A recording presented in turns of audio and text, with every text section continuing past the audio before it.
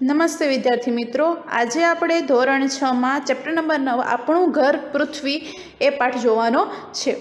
આશા રાખું છું કે તમે ચેપ્ટર નંબર 1 છે અને ચેપ્ટર નંબર 2 છે પીડીએફમાં છે, પીડીએફમાંથી જવાબ જોઈને આઈડિયલમાં છે પૂરી નાખ્યો છે. ત્યારબાદ એક વાર સ્વાધ્યાય લખી નાખ્યો છે અને બંનેના સ્વાધ્યાય છે તમને મોઢે આવડતા હશે. હજુ જેને ન આવડતા હોય તો એને વ્યવસ્થિત છે એ લખીને તમારે છે કરી નાખવાનું છે. ઓકે, તો મોઢે તમને બંનેના સ્વાધ્યાય આવડવા જોઈએ. હવે આપણે ચેપ્ટર નંબર 9 જોઈએ કે ચેપ્ટર નંબર 9 છે આપણું ઘર પૃથ્વી. હવે તમને એમ થાય હું તો એક મકાનમાં રહેઠાણમાં રહું છું, સોસાયટીમાં વગેરે, તો મારું ઘર પૃથ્વી કઈ રીતે? તો પૃથ્વી છે એ આપણું મેઇન ઘર કહેવાય. જો પૃથ્વી પર એવું વાતાવરણ ન હોત, એવી જમીન ન હોત, એવું પાણી આપણને ન હોત, તો આપણે એવું વાતાવરણ, મૃદાવરણ, જલાવરણ એવા ન હોત, આવરણ જ ન હોત, પૃથ્વી જ ન હોત, તો આપણું રહેઠાણ ક્યાં આપણે રહે? એટલે આપણું મેઇન ઘર કહેવું હોય તો એ છે આપણું પૃથ્વી છે. એટલા માટે જ પાઠ 9નું નામ છે એ આપણું ઘર ડોટ કરીને પૃથ્વી આપ્યું છે. કેમ કે આપણું મેઇન મુખ્ય, તમે પાયામાં જાઓ તો આપણો રહેણાંકનો આધાર પૃથ્વી છે. પૃથ્વી ન હોત તો આપણે પણ હોત નહીં, અને આપણું છે એ રહેઠાણ પણ હોત નહીં જે આપણે રહીએ છીએ. તો હવે આપણે જોઈશું પ્રસ્તાવના એના માટે છે એ તમારે પેજ નંબર, તમારે ચોપડી કાઢવાની છે. હું અત્યારે એનિમેશનવાળો વિડીયો છે તમને ચિત્રોવાળા સાથે છે આ પાઠ સમજાવીશ. કેમ કે આ પાઠમાં જો હું તમને ચોપડીમાંથી સમજાવે તો તમને અમુક ટકા તમને છે યાદ ન રહે. એટલા માટે જો આમાંથી તમે શીખશો તો તમને વધારે છે મગજમાં યાદ રહી જશે. આપણું સૌરમંડળ છે, સૂર્ય છે, બીજા ગ્રહો છે, 8 ગ્રહો, એની તમને વ્યવસ્થિત છે માહિતી 8 ગ્રહો તમને આવડવા જોઈએ. તો એ બધી માહિતી છે, બધા ગ્રહો કેવા દેખાય છે, બધા ગ્રહની માહિતી, સૂર્યની, પૃથ્વીની વગેરેની માહિતી છે આ પાઠમાં આપણે લેવાની છે. મતલબ ટોટલ આખી પૃથ્વીને આપણે ખોળી નાખવાની છે ને એની સાથે એની આજુબાજુના ગ્રહો છે એ પણ આપણે જોઈ લેવાના છે. તો જોઈએ પેજ નંબર 47 ઉપર પ્રસ્તાવના, અને જે આ ચિત્રમાં મેઇન બાબતો છે, મોસ્ટલી આ જેમાં આવશે આ બધી જ લાઈનો, એ બધી જ લાઈનો તમારે મોઢે કરવાની રહેશે. મેઇન જે લાઈનો છે તમારી ચોપડીમાં છે એ બોક્સ કરી દેવો અથવા અંડરલાઈન પણ કરી દેવી. ઓકે, ચલો આપણે પ્રસ્તાવના જોઈએ. પ્રસ્તાવના છે કે આપણે જ્યાં રહીએ છીએ એ આપણું ગામ અને ઘર, આ બધું શાની ઉપર છે? હવે તમને એમ થાય આપણું ઘર પૃથ્વી, તો તમને એમ થાય કે આપણું ગામ, આપણું શહેર એ ક્યાં હશે, એના ઉપર હશે? આવો પ્રશ્ન આપણને બધાને થાય છે. જવાબ બહુ સાદો છે અને જવાબ ખૂબ જ સહેલો છે. મારું ઘર અને મારું ગામ, મારું ઘર અથવા તો મારું ગામ છે પૃથ્વી પર આવેલું છે. પછી તમને છેલ્લે જવાબ મળે કે મારું ઘર ને ગામ ને બધું આપણે જેટલો દેશ, બધા દેશો જોઈએ, બધા મહાસાગરો જોઈએ, ક્યાં આવેલા છે? તો એ આવેલા છે પૃથ્વી પર. એટલે પૃથ્વી આપણું વિશાળ ઘર કહેવાય. એટલા માટે આપણું આ નાનકડું ઘર નહીં, આપણે એમ જ કહેવાનું પૃથ્વી આખું મારું વિશાળ ઘર છે. જે કેટલું વિશાળ છે કે નહીં, હવે એ કેટલું વિશાળ છે એની માહિતી મેળવીએ. તો ચાલો આપણે આ વિશાળ પર વિશે થોડુંક જાણીએ. તો આવા વિશાળ ઘર, કે આપણું ઘર એટલું મોટું છે તો ઘરના આપણને બધી માહિતી પણ હોવી જોઈએ. તમારા ઘર અત્યારે છે નાનું એવું ઘર, તો તમને ખબર હોય કે અહીંયા કિચન છે, અહીંયા વોશરૂમ છે વગેરે, તમને અહીંયા બેડરૂમ છે, અહીંયા લિવિંગ રૂમ છે વગેરે છે, તમને ખબર હોય અહીંયા પાર્કિંગ છે. તો એ તમને એટલા ઘરની માહિતી છે. તો આપણું ઘર મેઇન વિશાળ ઘર તો પૃથ્વી છે, તો તમને પૃથ્વીની પણ, આ વિશાળ ઘરની પણ માહિતી હોવી જોઈએ. એટલા માટે સમાજમાં ભૂગોળ નામના વિસ્તારમાં આપણે પહેલા 2 ચેપ્ટર જોયા એ ઇતિહાસના હતા. અત્યારનું જે ચેપ્ટર છે એ છે ભૂગોળનું. ઓકે, તો આ ભૂગોળના ચેપ્ટરમાં આપણે પૃથ્વી વિશેની સંપૂર્ણ માહિતી મેળવવાની છે. તમને એ જાણવાનું મન થાય છે કે સ્વાભાવિક છે, તમને ખબર છે આપણી પૃથ્વી એ સૌર પરિવારનો એક સભ્ય છે, કે આપણી પૃથ્વી છે એ એક સૌર પરિવારનો એક સભ્ય છે. સૌર પરિવાર એટલે, તો હવે આપણને સૌર પરિવારની માહિતી પણ ખબર હોવી જોઈએ. સૌર પરિવાર કોને કહેવાય? કે હાલો આપણને ખબર પડી ગઈ કે આપણી પૃથ્વી છે એ સૂર્યના પરિવારની અંદર આવે છે, પરંતુ ક્યાં આવે છે, એની સાથે કયા છે, એ બધી તમને ખબર, એ પરિવારના બીજા કયા સભ્યો છે તમને ખબર હોવી જોઈએ. તો વળી પાછો સૌર પરિવાર એટલે શું? ચાલો હું તમને સૌર પરિવારની પણ અત્યારે સમજ આપી દઉં. તો હવે આપણે શું જોઈશું? તો સૌર પરિવારની માહિતી જોઈશું. તો સૌર પરિવારમાં આવે છે સૂર્ય. શું આવે છે? સૂર્ય. તો આપણો સૂર્ય એ ક્યાં આવેલો છે? તો આપણો સૂર્ય મંદાકિની તારામંડળનો એક સ્વયં પ્રકાશિત તારો છે. શું છે? તો એક સ્વયં પ્રકાશિત તારો છે. હવે તમને એમ થાય આ તારો છે, સૂર્ય છે, આપણને સૂર્ય ખબર છે, સૂર્યોદય થાય, સૂર્યાસ્ત થાય, તો એ શું તારો છે? તો કે હા, સૂર્ય છે એક તારો છે, એક મંદાકિની તારામંડળ. તારામંડળ એટલે ગેલેક્સી, આકાશગંગા કહેવાય. મંદાકિની નામની આકાશગંગા એટલે અથવા તો તારામંડળનો એક તારો એ સૂર્ય છે. બોક્સ કરજો, કયા તારામંડળ કઈ ગેલેક્સીમાં આપણે આવેલું છે. વૈજ્ઞાનિકો કહે છે કે આપણે અત્યારે એમ થાય કે આપણે પૃથ્વીની બહાર શું હશે, તમને એમ થાય તો પૃથ્વીની બહાર આવું સૌર પરિવાર છે. શું છે આ ઉપરનું તમને ચિત્ર દેખાય ગોળ ગોળ ચકડાવાળું, એ આપણો સૌર પરિવાર છે કે જેમાં સેન્ટરમાં કોણ છે તો સૂર્ય છે ને એની ફરતે ફરતે ફરતે અલગ અલગ 8 ગ્રહો આવેલા છે ને એમાં 3જા નંબરના ગ્રહો પર પૃથ્વી આવેલી છે જેમાં આપણે રહીએ છીએ. પૃથ્વીની અંદર ખંડો છે, એ ખંડમાં આપણો એશિયા ખંડમાં ભારત દેશ છે, ભારત દેશ વચ્ચે ગુજરાત છે ને ગુજરાતમાં આપણું સુરત, ને સુરતમાં તમે કોઈ સોસાયટી વગેરે વગેરેમાં રહેતા હશો. આટલું મોટું આપણું એડ્રેસ છે. તો હવે આપણને એમ થાય સૂર્ય છે, આ બધા ગ્રહો છે ક્યાં આવેલા છે તો મંદાકિની નામની ગેલેક્સી છે, તારામંડળ છે એમાં આવેલું છે. અને વૈજ્ઞાનિકો એમ કહે છે કે કેમ કે આપણને છે ને વૈજ્ઞાનિકોએ છેલ્લો ગ્રહ છે ને નેપચ્યુન, એ પણ વ્યવસ્થિત દેખાતો નથી. અનુમાનના આધારે છે પ્લુટો નામનો છે, એ કહે છે પ્લુટો નામનો પણ ગ્રહ આવેલો છે, પણ ત્યાં સુધી આપણે જઈ શકીએ, આપણે મંગળ સુધી ત્યાં સુધી જઈ શક્યા છે, બધા ગ્રહો પર જઈ શક્યા નથી.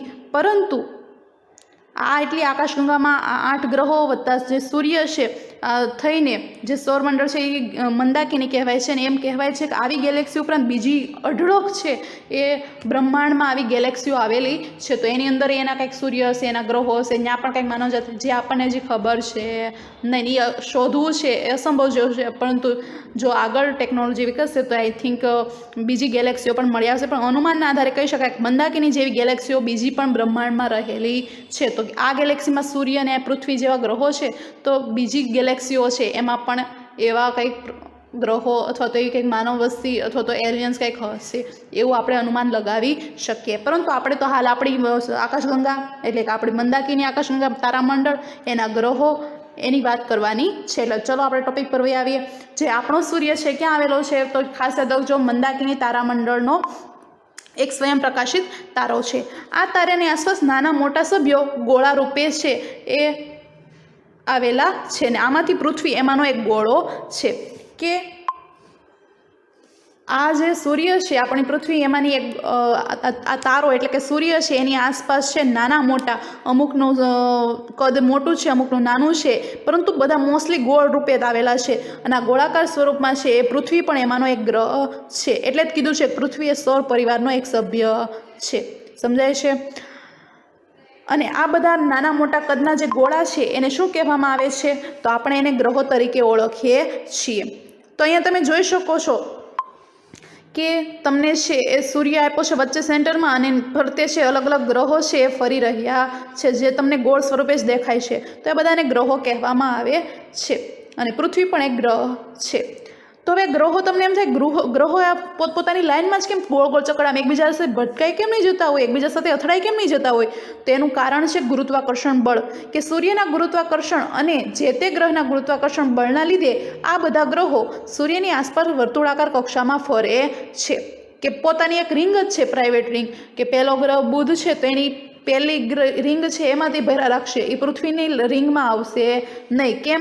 કેમ કે પોતપોતાનું ગુરુત્વાકર્ષણ બળ અને સૂર્યનું ગુરુત્વાકર્ષણ બળ એકબીજાને જકડી રાખે છે, અને એકબીજાને વચ્ચે ચોક્કસ અંતરે જકડી રાખે છે.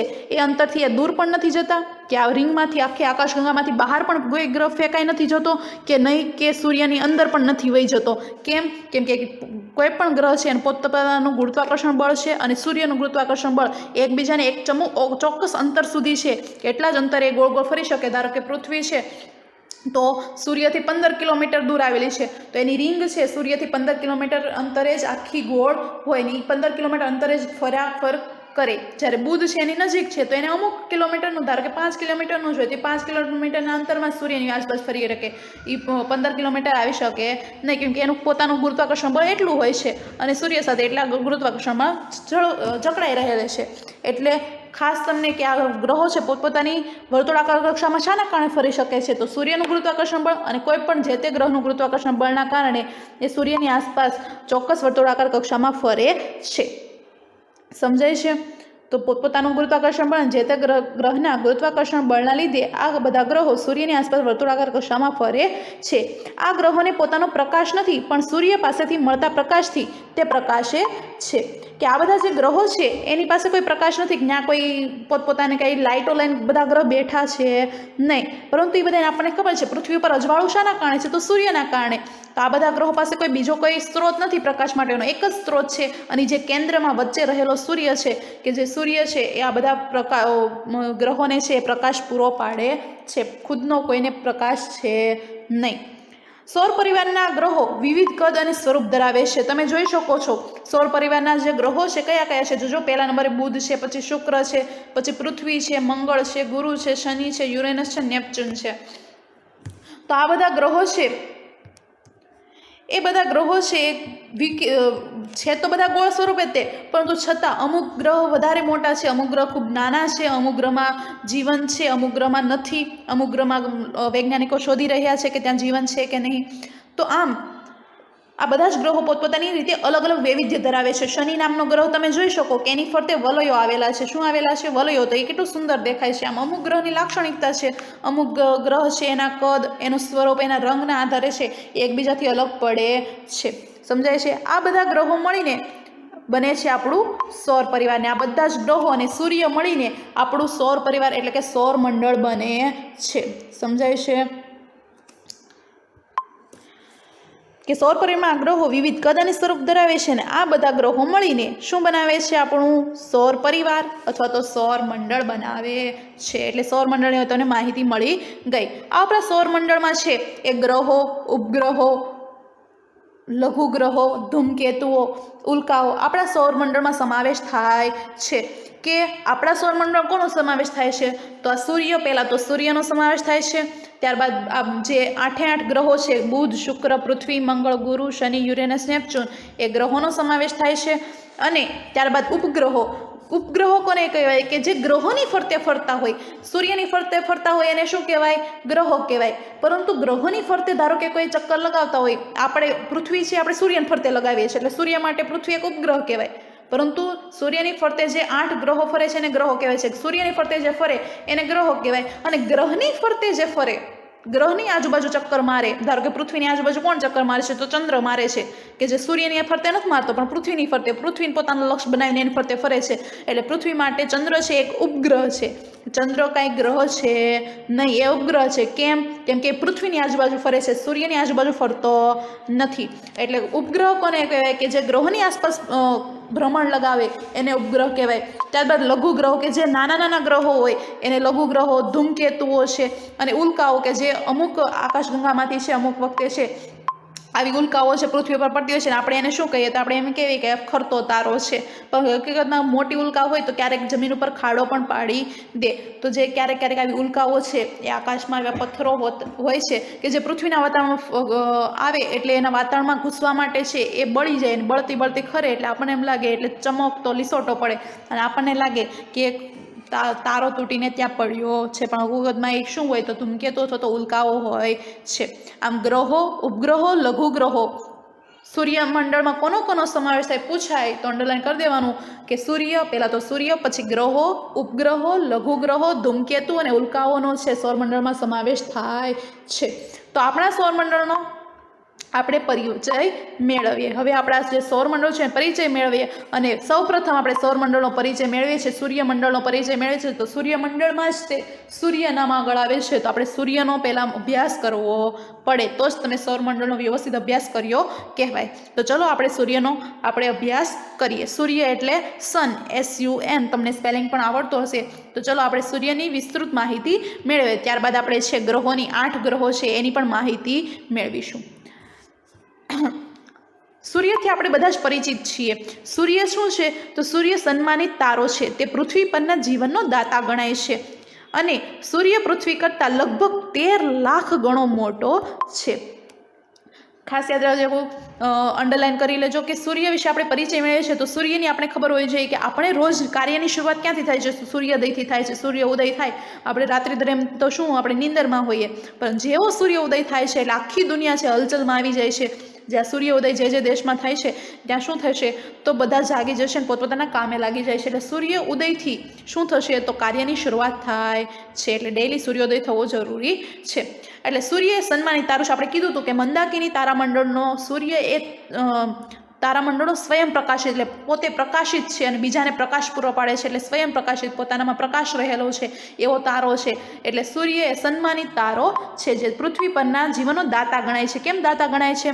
કેમ કે જો સૂર્ય ન હોત તો પૃથ્વી ઉપર પ્રકાશ આવે નહીં, ને પ્રકાશ ન હોત અને ગુરુત્વાકર્ષણ બળને પૃથ્વીને જકડી ન રાખે આસપાસ, અથવા તો પૃથ્વી કંઈક ફેંકાઈ ગઈ હોત, ગુરુત્વાકર્ષણ બળ સૂર્યનું ન મળે તેને, તો કંઈક આ ગેલેક્સીમાંથી દૂર ફેંકાઈ ગઈ હોત.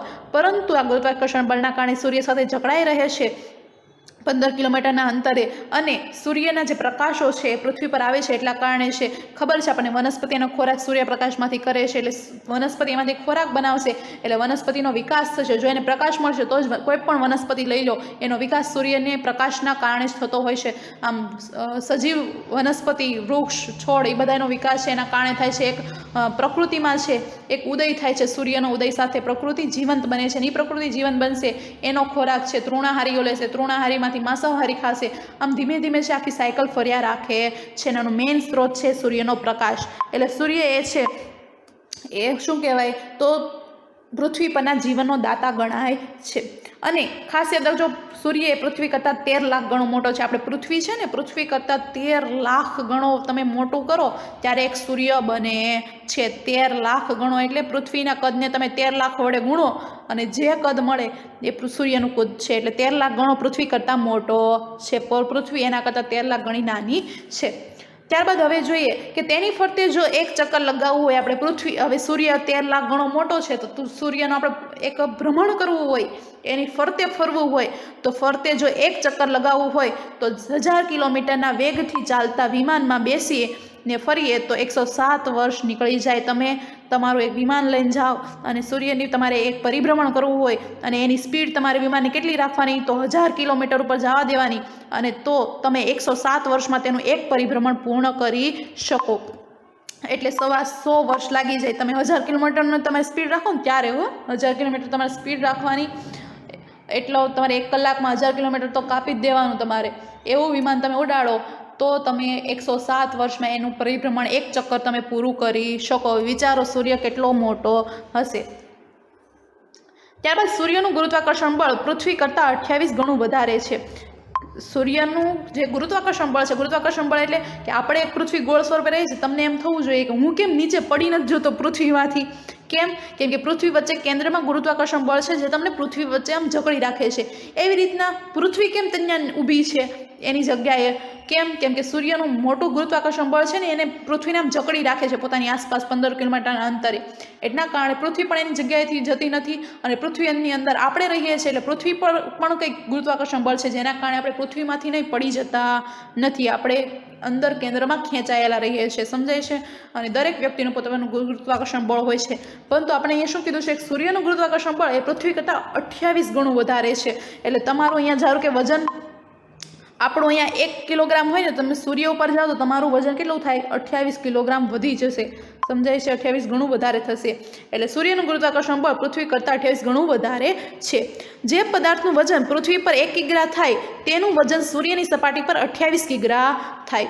ધારો કે તમારું વજન અહીંયા 1 કિલો છે તો તમે છે એ સૂર્યની સપાટી પર જશો એટલે તમારું વજન 28 કિલો થશે. કેમ કે 28 ગણું પૃથ્વી કરતાં સૂર્યનું ગુરુત્વાકર્ષણ બળ વધારે છે.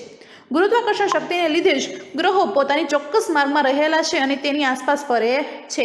અલગ અલગ ગ્રહોનું ગુરુત્વાકર્ષણ બળ અને સૂર્યનું ગુરુત્વાકર્ષણ બળના કારણે જ ગ્રહો પોતપોતાની જે આ અલગ અલગ કક્ષા છે, જો પહેલા કક્ષામાં બુધ ફરે, પછી શુક્ર ફરે, પછી પૃથ્વી ફરે, તો આ ગુરુત્વાકર્ષણ બળને લીધે જ ગ્રહો પોતાની ચોક્કસ માર્ગ કે એકબીજાના માર્ગમાં નથી વયા જતા, પોતાની ચોક્કસ રિંગમાં ફર્યા રાખે છે અને સૂર્યની આસપાસ ફરે છે, કંઈક બીજે કંઈ આંટો મારવા જતા નથી. ત્યારબાદ જોઈએ કે પૃથ્વી સૂર્યથી 15 કરોડ કિલોમીટર, આપણે 1 કિલોમીટર બરાબર 1000 મીટર થાય, પરંતુ અહીંયા સૂર્યથી આપણે પૂછે મોસ્ટ ટાઈમ ક્વેશ્ચન કે સૂર્યથી પૃથ્વી કેટલા કિલોમીટર દૂર આવેલી છે, તો પૃથ્વી છે સૂર્યથી 15 કિલોમીટર દૂર, 15 કરોડ કિલોમીટર. કેટલા? 15, તમને ઓપ્શનમાં પૂછે 15 લાખ કિલોમીટર, 15,000 કિલોમીટર, 1500 કિલોમીટર કે 15 કરોડ કિલોમીટર. તો તમારે યાદ રાખવાનું પૃથ્વી છે સૂર્યથી 15 કરોડ કિલોમીટર દૂર આવેલી છે. વિચારો, 15 કરોડ કિલોમીટર દૂર છે છતાં સૂર્ય આપણને અહીંયા દેખાય છે. આપણને એમ થાય સૂર્ય અહીંયા આપણે આકાશની બહાર જ છે, તમે સૂર્યોદય જો તો આપણે ખૂબ જ નજીક છે, પણ એ નજીક નથી, એ બે વચ્ચે કેટલું આપણીને સૂર્ય વચ્ચે તમે સૂર્યોદય જોજો, કાલે જ જોજો, આ વિડીયો તમે જોઈ લો પછી જોજો કાલે, તમને એમ થશે આપણી બે વચ્ચે એટલું બધું અંતર છે, પણ હકીકતમાં હા આપણે એ સૂર્ય દેખાય છે ને, હવે હકીકતમાં એટલા અંતરે છે તો આપણને સૂર્ય અવળો અમથો દેખાય છે, પરંતુ એટલો બધો વિશાળ છે, 15 કરોડ કિલોમીટર કાપો ને ત્યારે તમે સૂર્યની પાસે પહોંચી શકો.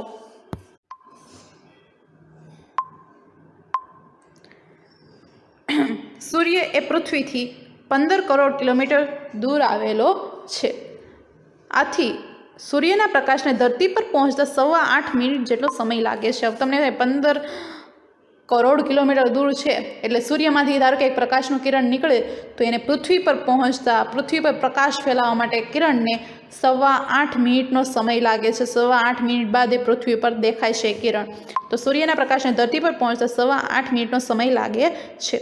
સૂર્યની સપાટી હંમેશા અસ્થિર રહે છે, કે સૂર્યની સપાટી હંમેશા અસ્થિર રહે છે, કે આમ સ્થિર નથી. આપણે પૃથ્વી જેવું નથી કે પૃથ્વીના આ જગ્યાએ જમીન છે, આ જગ્યાએ પાણી છે, તો વર્ષો સુધી આપણને ખબર છે કે ભારતની જગ્યાએ છે, પરંતુ સૂર્યની સપાટી કેમ કે એટલી બધી એમાં ગરમી છે ને હદ બાર, કે નકરી એમાંથી ઉલ્કાઓ એની જ્વાળામુખી એને ફાટ્યા કરે છે, એટલે સપાટી છે વ્યવસ્થિત આમ સમતલ છે નહીં, ગરમીથી આખી ગરમ ગરમ એની સપાટી છે, એટલે સૂર્યની સપાટી અસ્થિર રહે છે. તેમાં અનેક કિલોમીટર લાંબી પ્રજ્વલિત થતી અગ્નિ જ્વાળાઓ સમાવેશ થાય છે, કે એમાં અનેક કિલોમીટર લાંબી પ્રજ્વલિત અગ્નિજ્વાળા એમાંથી બહાર નીકળે છે. સૂર્યનું મુખ્ય આવરણ હાઇડ્રોજન વાયુનું બનેલું છે. તેમાં હાઇડ્રોજન અને હિલિયમ વાયુની પ્રક્રિયાથી સતત પ્રકાશ અને ગરમી ઉત્પન્ન થાય છે. પૂછાઈ શકે કે સૂર્યનું જે આવરણ છે, કે સૂર્યની સપાટી કેવી છે, તો અસ્થિર છે. તેમાંથી શું નીકળે છે, તો અગ્નિની જ્વાળાઓ નકરી બહાર છે પ્રગટ્યા રાખે છે, અને અગ્નિની જ્વાળાઓમાંથી પ્રકાશના કિરણો છે અલગ અલગ ગ્રહો પર પહોંચતા હોય છે, અને પૃથ્વી પર પહોંચતા એને 8.5 મિનિટનો સમય લાગે છે. ત્યારબાદ સૂર્યનું જે મુખ્ય આવરણ છે શેનું બનેલું છે, અને ફરતીનું આવરણ છે કયા વાયુનું, આપણે કેમ પૃથ્વીનું આવરણ ઓઝોન વાયુથી રક્ષાયેલું છે, એવી રીતે પૃથ્વીનું આવરણ છે, સૂર્યનું આવરણ છે એ હાઇડ્રોજન વાયુનું બનેલું છે. ત્યારબાદ સૂર્યની અંદર કેન્દ્રમાં કયા વાયુના કારણે એટલી બધી ઉષ્મા છે, એની અંદર એટલો બધો પ્રકાશ છે, એની અંદર એટલી બધી એનર્જી છે, કેમ કે તમે સૂર્યની જો તમે જરાક પણ નજીક જાઓ ને, બુદ્ધિ વગેરે નજીક જાઓ એટલે તમારું છે એ તમે બળીને ખાખ થઈ જાઓ, ગમે એ લઈને જાય. એટલે કોઈ પણ વૈજ્ઞાનિક સૂર્યની નજીક જશે નહીં, કેમ કે આપણી શક્તિ નથી કે સૂર્યને આપણે હેન્ડલ કરી શકીએ. 15 કરોડ કિલોમીટર દૂર છે, છતાં આપણને ઉનાળામાં છે એ કેટલી ગરમી આપણને અહીંયા પૃથ્વી પર મહેસૂસ થતી હશે. તમે વિચાર કરો, ખાલી કે માત્ર વિચાર કરો કે તમે એની પાસે જાઓ તો તમારી શું આપણું કાંઈ બચે નહીં, જે લઈને જાઓ એ બધું જ બળીને ખાક થઈ જાય. અમુક કિલોમીટર કાપો ને એની નજીક જાઓ ને ત્યાં જ આપણું પૂરું થઈ જાય. સાવ તો નજીક હજી કોઈ જઈ જ ન શકે, કોઈ પણ ન જઈ શકે, કેમ કે એટલું બધું એને અંદર એનર્જી સમાયેલી છે તેમાં. અને એનર્જી શાના કારણે આવે છે, તો બે વાયુ હાઇડ્રોજન અને હિલિયમ વાયુ એકબીજા સાથે પ્રક્રિયા કરે, અને એના કારણે તમને વિજ્ઞાનમાં ખબર હોય હાઇડ્રોજન H2 અને હિલિયમ He, આ બંને એની સંજ્ઞા છે. આ બંને વાયુ એકબીજા સાથે પ્રક્રિયા કરે એટલે સતત પ્રકાશ અને સતત ગરમી ઉત્પન્ન થાય, જેને શું કહેવાય, તો એને ઉર્જા કહીએ છીએ, જેને આપણે શું કહીએ છીએ. આમ સૂર્ય સપાટી ખૂબ જ ગરમ છે ને એટલા માટે એની સપાટી અસ્થિર અને ખૂબ જ ગરમ છે. સૂર્યની ઉર્જાથી પૃથ્વી પર જીવસૃષ્ટિ વિકાસ પામી છે, તેથી સૂર્યને સજીવોનો પાલક તરીકે પણ ઓળખવામાં આવે છે, કે સૂર્યની ઉર્જાથી છે પૃથ્વી પર જીવન સૃષ્ટિ, અને સૂર્ય એટલે દૂર છે એટલા માટે એના જે પ્રકાશ છે એ આપણી પૃથ્વી પર આવે છે, અને એ આવે એના કારણે આપણું જે સજીવ સૃષ્ટિ છે જીવંત રહી છે, અને એટલા માટે સૂર્યને સજીવોનો પાલનહાર, સજીવોને જીવંત રાખવા માટે સજીવોનો પાલક તરીકે ઓળખવામાં આવે છે પૃથ્વી માટે. ત્યારબાદ સૌર પરિવારમાં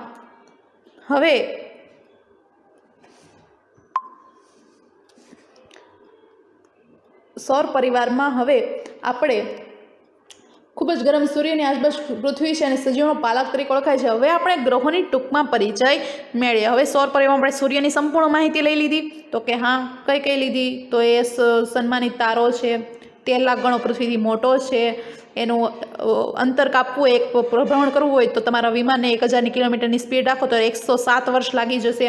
અને જો પૃથ્વી એની ફરતે ગોળ એક ચક્કર પૂરું કરવું હોય તો એને 365 દિવસ લાગે છે. આ કંઈક નોંધ મારવી હોય તો મારી દેજો. સૂર્યનું ગુરુત્વાકર્ષણ બળ પૃથ્વી કરતાં 28 ગણું વધારે છે. એટલે પૃથ્વી પર ધારો કે એક વ્યક્તિનું વજન 1 કિલો હોય તો ત્યાંથી સૂર્ય પર એ જ વ્યક્તિ જાય તો એનું વજન 28 કિલો થઈ જશે. ત્યારબાદ છે એ ગુરુત્વાકર્ષણ બળના કારણે છે, એ ચોક્કસ ગુરુત્વાકર્ષણ બળના કારણે બધા ગ્રહો એની આસપાસ ફરે છે. પૃથ્વી છે સૂર્યથી 15 કિલોમીટર દૂર આવેલી છે અને સૂર્યના આવતા પ્રકાશના કિરણો પૃથ્વી પર આવતા 8:15 મિનિટનો સમય લાગે છે. પછી આપણે સૂર્યની સ્પેસિફિક માહિતી જોઈએ કે સૂર્ય અસ્થિર છે, તેને અનેક કિલોમીટર સુધી તો એની જ્વાળાઓ પ્રગટે છે એની બહાર, અને એના કારણે એની સપાટી અસ્થિર છે. સૂર્યનું મુખ્ય આવરણ છે હાઇડ્રોજન વાયુનું બનેલું છે, અને સૂર્યની અંદર હાઇડ્રોજન અને હિલિયમ વાયુ પ્રક્રિયાને કારણે પ્રકાશ અને ખૂબ જ સખત ગરમી ઉત્પન્ન થાય છે, જેના કારણે છે એને ઉર્જા કહીએ છીએ. આમ સૂર્યની સપાટી ખૂબ જ ગરમ છે.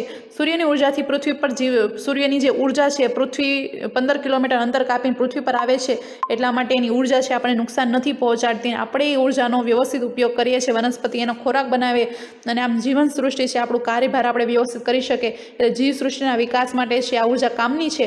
એટલા માટે સૂર્ય એ પૃથ્વીના સજીવોના પાલક તરીકે ઓળખવામાં આવે છે.